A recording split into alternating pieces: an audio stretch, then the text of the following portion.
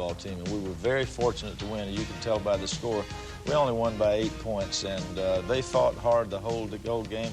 I think that the will of the crowd and the will of our players and coaches is what pulled this game out at the end, because Troy State would not give up.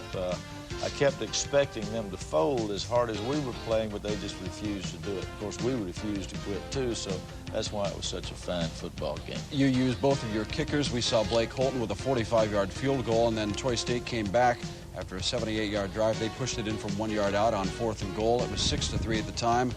Then Travis Allen came out and kicked a 34-yard field goal for you in the second period. That tied the game at 6. Back comes Troy State, and this is a play that you would probably like to have back. Kenny Edenfield catching that one and romping 61 yards. Well, we had, the funny thing is, it was a great play by them, but we had two of our inside linebackers knock two of our defensive backs off of the ball carrier to enable them to move for the touchdown. But since things worked out the way they did, naturally we're real happy. Now, John Harris, I think, blocks this extra point. And blocking an extra point this year, we can pick that up and run it for 2 points at the other end if we're good enough to pick it up and run with it. So that's a great play right there. In fact, the blocked extra point and the mixed extra point for them really gave us a chance to win the football game. 12-6 was the score at halftime. Troy State made it 18-6 in the third period. Tony Young with a short run. And what were you thinking at that point? Well, I'm thinking that we're in for a real long football game and a real tough football game. This play by Shane Willis was exceptional to Arnell Spencer. He waved him down the field after he got in trouble. And Sean Beckton throws a touchdown pass to Arnell Spencer right after that. Great play. That one covered 21 yards and immediately got the Knights back into the game. It was 18-13, and I think we're going to see here the block punt that probably should have been a touchdown, don't you? Well, the rule on block kicks and block punts is you can advance them. Now, defense cannot advance a regular fumble. As you can see, Trujillo blocked the punt, and then he tried to field it on the 1 yard line. He mishandled it, and then we recovered it in the end zone, as you'll see on this slow motion replay. There's no doubt that it's a touchdown. The official blew it, but then I told the officials all is forgiven if we win the game. Okay.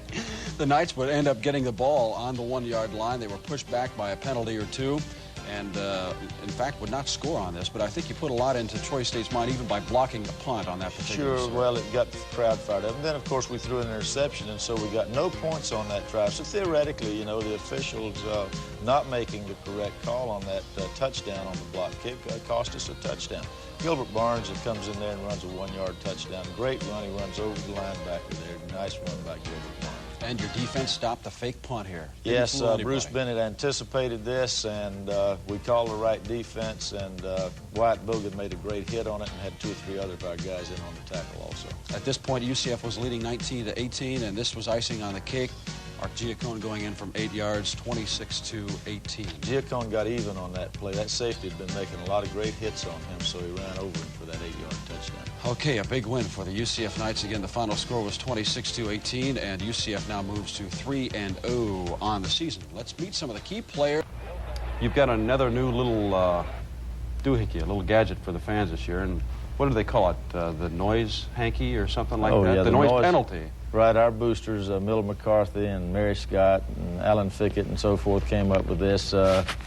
We had the first noise penalty for the crowd in the Troy State game, so we made this little hanky up and distributed them through the crowd last night, and it helped out a little bit, I'm sure. I think they asked for a $1 donation from the fans, and 4,000 of them printed up, and I'm sure that obviously goes to help the athletic department at UCF. And these are pictures, of course, of that Troy State game, and the quarterback simply, because of the mass fans, the 31,000 could not hear, thus the noise penalty. All right, your halftime $1,000 winner last